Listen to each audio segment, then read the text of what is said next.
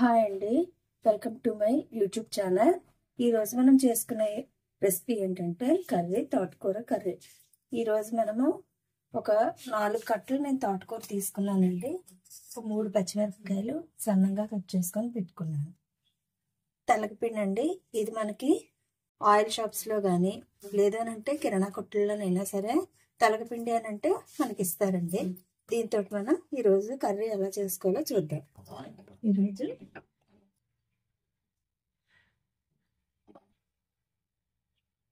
ఇంకా 3 spoons oil.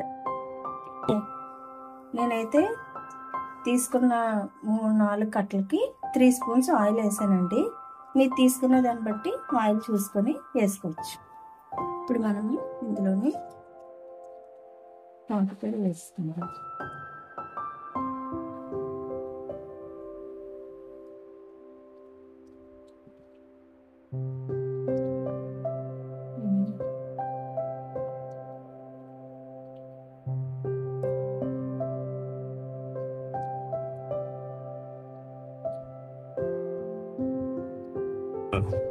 ఇందులోనే మనము కట్ చేసుకుని పచ్చిమిరపకాయలు కూడా వేసేసాము.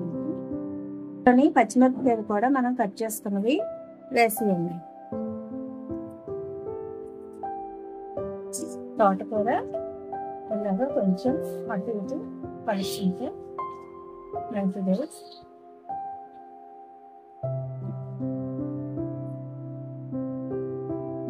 కొంచెం వాటర్ కలుపుకుందాం.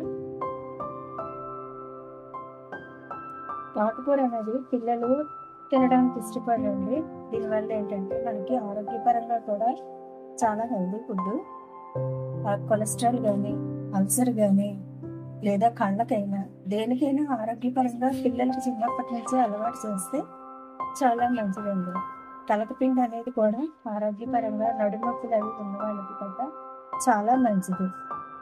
తెల్లగపిండి అనేది మనం తినడానికి పిల్లలు కూడా ఇష్టపడరు. దానివల్ల ఏంటంటే ఇలా కూరల్లో మనం యాడ్ చేసి ఈజీగా చేసేసుకుంటే క్యారేజీలోకైనా దేనికైనా సరే బాగుంటుంది. పిల్లలకు కూడా చాలా హెల్దీ ఫుడ్ అండి. ఇది కొంచెం 1 స్పూన్ సాల్ట్ వేసేస్తే ఇదే ఆకుకూర కనుక త్వరగా మీకు అయిపోతుంది. 1/2 స్పూన్ మనకి సాల్ట్ వేసిన తర్వాత కొంచెం మూత పెట్టేస్తే అది మనకి త్వరగా మగ్గిపోతుంది. మూత పెట్టేసుకుందాం. ఈ కర్రీ అనేది మనకి 5 to 10 minutes లోపే మనకి కర్రీ అనేది రెడీ అయిపోతుంది. ఒకసారి ఇప్పుడు మూత తీసి మనం చూద్దాం.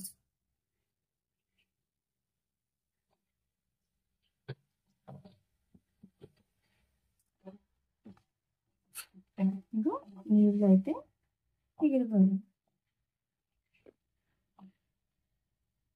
ఇలాగా దగ్గరగా అయిపోయి వాటర్ అనేది లేకుండా మనకి ఉండాలి.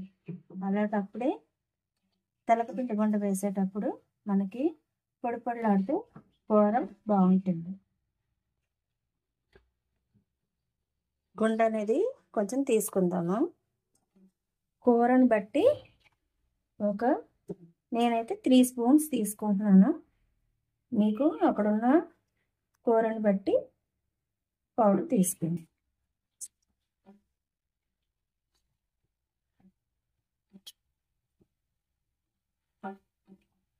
నేను తీసుకున్న ఆకు 4 కట్టలకి 3 స్పూన్స్ వేసానండి.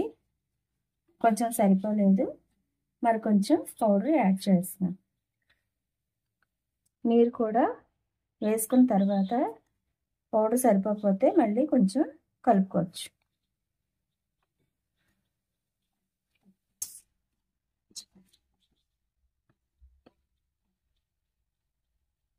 ఇక్కడికి ఆపేసి పోపు అనేది ఎలా వేసుకోవాలో చూద్దాం.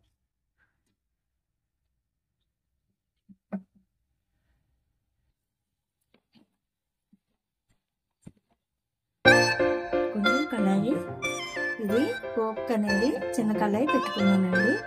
ఇందులో కొంచెం పోపుకి సరిగ్గా ఆయిల్ వేస్తాం. ఆయిల్ వేసానండి.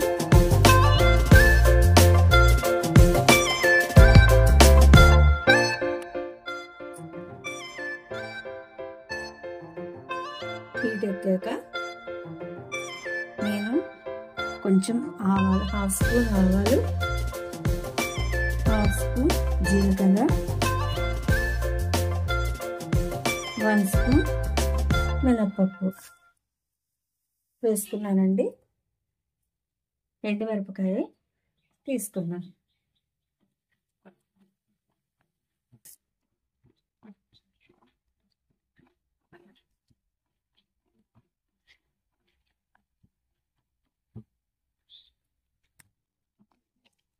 పోపు అనేది వేగిపోయింది. వేగిన తర్వాత కొంచెం కరివేపాకు కూడా వేసుకుంటున్నాను. మీరు అల్లం కానీ ఇష్టపడితే అల్లాన్ని కూడా మనం వేసుకోవచ్చు అండి. ఇష్టపడిన వాళ్ళు నానేయచ్చు. దీన్ని మనం ఇందాక పౌడర్ అది రెడీ చేసి కర్రీ అనేది రెడీ చేసాం కదా, అందులోని పోపు అనేది వేసేసుకుందాం.